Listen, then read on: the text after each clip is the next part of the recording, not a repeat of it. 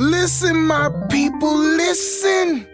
I had an interesting conversation with a brother that got out of jail, turned his life around. Now I asked him if it was all right, and he said, Pastor, it's cool. Stand up, brother. He brought the family today. Yes, Lord. Got an education and started a successful business and moved his family out of poverty, and everyone is doing good. Then he proceeded to tell me he went down to the old neighborhood, and it looked like a deserted ghost town. Now, don't get me wrong, my brother is a good man, but I got pissed. Pissed, yes, I was.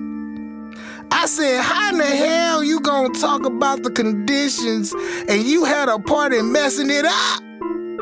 He looked at me. Damn, preacher.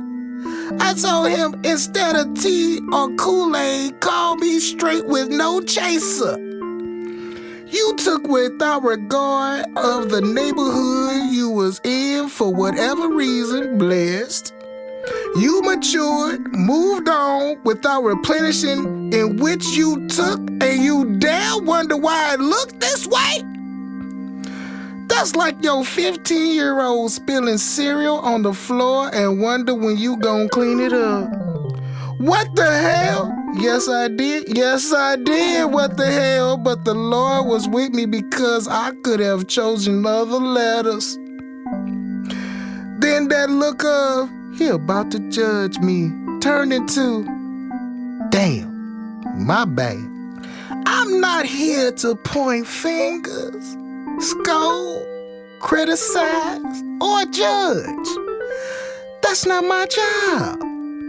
Just please realize you impact and shape this world, even if this world didn't impact and shape you as you would have liked.